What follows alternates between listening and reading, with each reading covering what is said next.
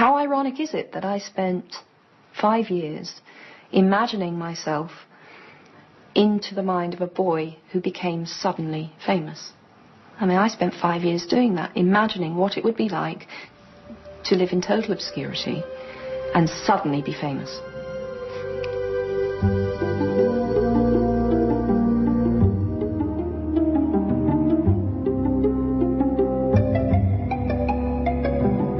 It's never pleasant when they go digging in areas that have absolutely no relevance to your work. I mean, there's a lot of my life that has absolutely nothing to do with Harry Potter.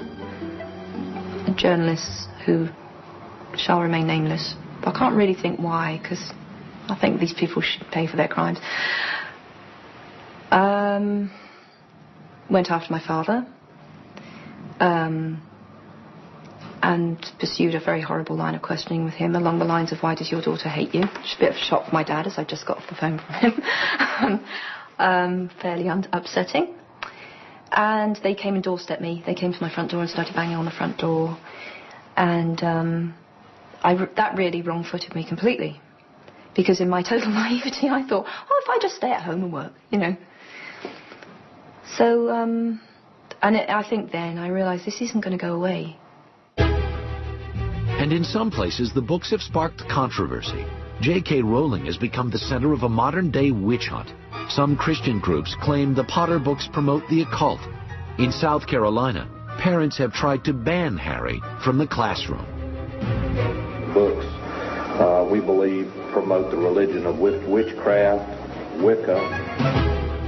I'm deeply concerned. I spend a lot of time in prayer crying because I've seen the effects of putting negative thoughts into the minds of our children. The pause is due to all the very rude things I'd like to say to these people bubbling up, and now I'll say the polite version. And the polite version is that's not true. Not once has a child come up to me and said, due to you, I've decided to devote my life to the occult. People underestimate children so hugely. They know it's fiction. When people are arguing from that kind of standpoint, I don't think reason works tremendously well. But I would be surprised if some of them had read the books at all. I'm just wild about Harry, and that is wild about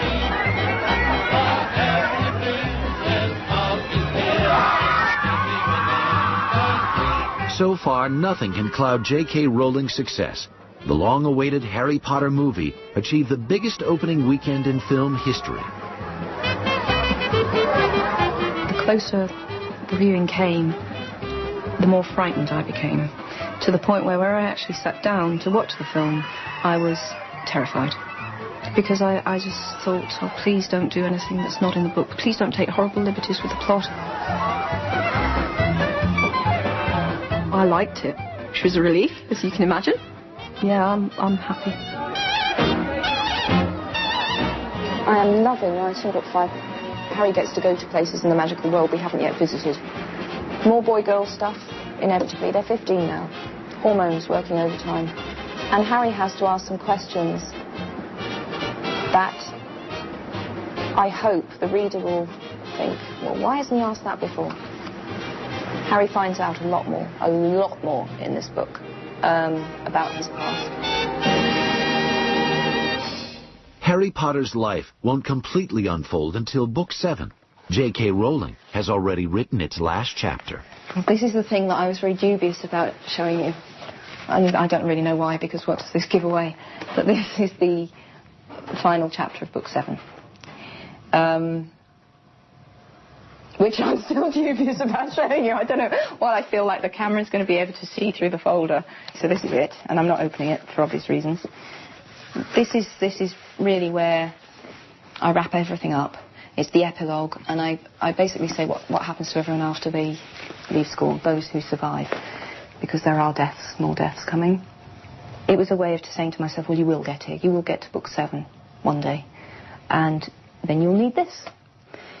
So I'd just like to remind all the children I know who come around my house and start sneaking into cupboards that it's not there anymore. I don't keep it at home anymore for very, very, very obvious reasons. So there it is.